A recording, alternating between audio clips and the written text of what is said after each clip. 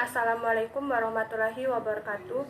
Perkenalkan, nama saya Anissa Anggraini dari kelas BKI 2C, NIM 2111320096 yang berjudul tentang terminologi hadis. Pengertian hadis. Secara bahasa, al-jadid yang artinya adalah sesuatu yang baru, yakni kebalikan dari al-qadim yang artinya sesuatu lama. Sedangkan hadis menurut istilah para ahli hadis adalah segala sesuatu yang disandarkan kepada Nabi Shallallahu Alaihi Wasallam, baik ucapan, perbuatan, persetujuan maupun sifat. Menurut al-hadis adalah segala sesuatu yang disandarkan kepada Nabi Shallallahu Alaihi Wasallam, baik ucapan, perbuatan, persetujuan maupun sifat. Pengertian sunnah.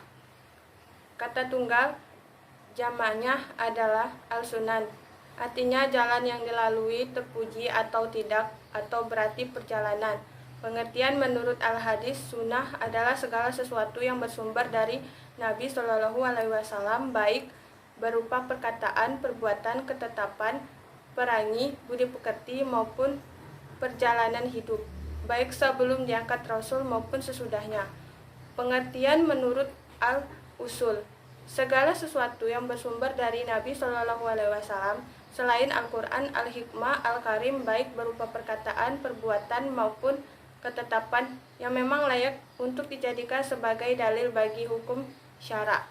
Pengertian menurut ahli fikih, semua ketetapan yang berasal dari Nabi Shallallahu Alaihi Wasallam selain yang difardukan, diwajibkan, dan termasuk kelompok hukum yang 5. Pengertian kabar. Al-kabar dalam bahasa artinya warta dan berita.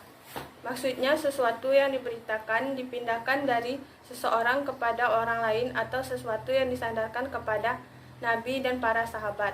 Dilihat dari sudut pendekatan bahasa ini, kata kabar adalah sama artinya dengan hadis.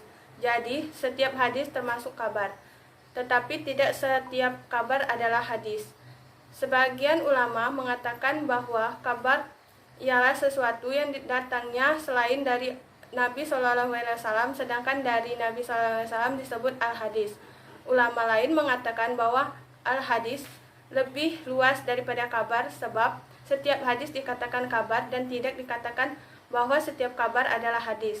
Ahli hadis memberikan definisi sama antara hadis dengan kabar, yaitu sesuatu yang didatangnya dari Nabi Shallallahu Alaihi Wasallam, sahabat dan tabi'in, baik perkataan, perbuatan maupun ketetapannya. Pengertian atsar. Al-atsar dalam bahasa artinya adalah sisa. Sedangkan menurut pengertian istilah, para ahli berbeda-beda sesuai dengan latar belakang disiplin ilmu mereka masing-masing. Di antaranya adalah jumhur berpendapat bahwa atsar sama dengan kabar, yaitu sesuatu yang disandarkan kepada Nabi Shallallahu Alaihi Wasallam, sahabat dan tabi'in. B. Menurut ulama lain, seperti ulama kasaran, atsar untuk hadis maupun dan kabar untuk hadis marfu. C. Al-hadis mengatakan tidak sama, yaitu kabar berasal dari Nabi, sedangkan atsar sesuai yang diartikan disandarkan hanya kepada sahabat dan tabi'in maupun baik perbuatan maupun perkataan.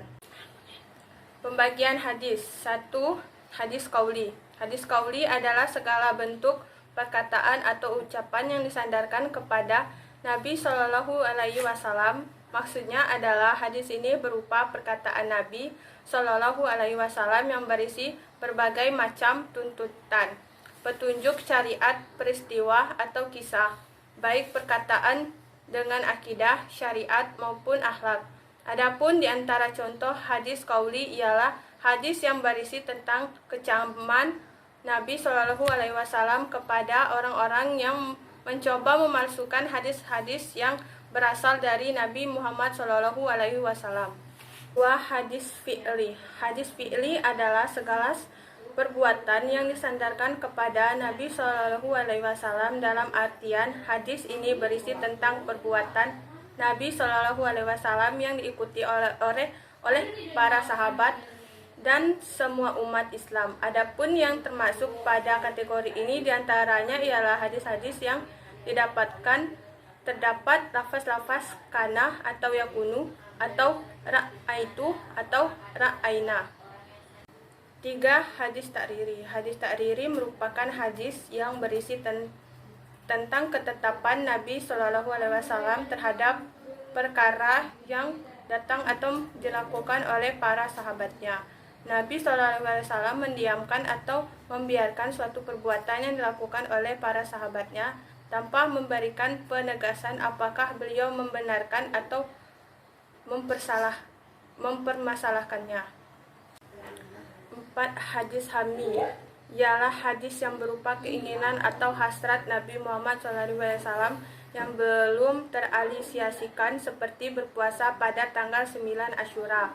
Rasulullah ingin melaksanakan puasa pada tahun berikutnya, namun belum sempat merealisasikan hasrat ini dikarenakan beliau wafat sebelum datangnya bulan Asyura tahun berikutnya. Selanjutnya yaitu tentang pengertian hadis qudsi.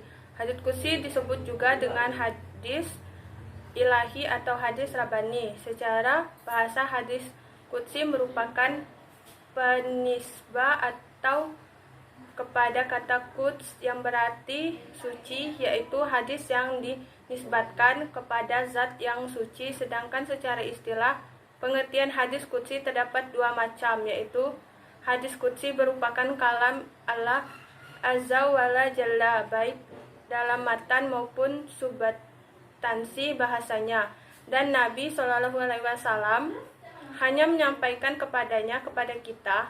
Hadis qudsi adalah perkataan dari Nabi SAW, sedangkan perkataan tersebut berasal dari Azza Jalla, dan dari istilah tersebut dapat dikatakan bahwa hadis qudsi adalah hadis yang berisi tentang firman Allah yang disampaikan kepada Nabi SAW. Kemudian Nabi SAW menerangkan dengan menyandarkannya kepada Allah SWT.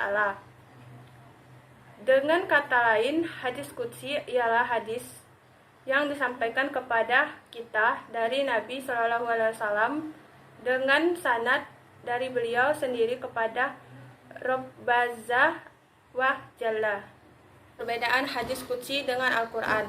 Al-Quran mampu menggulis sastra Arab yang waktu itu merupakan sastra yang terbaik, sehingga orang Arab tidak mampu membuat karya sastra yang seindah dan sebaik Al-Quran, walaupun hanya satu surat. Tidak demikian halnya dengan qudsi. Hadis dan arti Al-Quran berasal dari Allah, sedangkan hadis qudsi artinya berasal dari Allah, akan tetapi lafaznya dari Muhammad.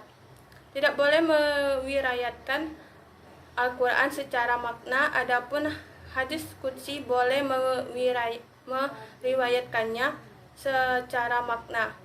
Al-Quran tidak boleh dipegang oleh orang yang mempunyai hadas. Al-Quran juga tidak boleh dibaca oleh orang yang mempunyai hadas besar. Juga larangan ini berlaku di dalam Al-Hadis qudsi. Al-Quran harus dibaca di dalam sholat, sedangkan hadis qudsi apabila dibaca di dalam sholat maka dapat menyebabkan sholat menjadi batal. Perbedaan hadis qudsi dengan hadis nabawi. Perbedaan antara hadis nabawi dengan hadis qudsi antara lain: 1. Hadis nabawi dinisbahkan dan disampaikan oleh Nabi Muhammad. Apapun hadis qudsi dinisbahkan kepada Allah, Nabi Muhammad hanya berstatus sebagai penyambung lidah darinya. 2. Bentuk hadis nabawi ada dua macam, yaitu 1. Taufiqi, yaitu hadis yang kandungannya diterima oleh Nabi Muhammad melalui wahyu, kemudian beliau sampaikan kepada umatnya. 2. Taufiqi, yaitu hadis yang tercipta murni dari pemahaman Nabi Muhammad terhadap Al-Quran atau dari perenungan dan ijtihad beliau. Adapun keseluruhan kandungan hadis qudsi bersumber dari Allah. Sekian penjelasan materi dari saya. Wassalamualaikum warahmatullahi wabarakatuh.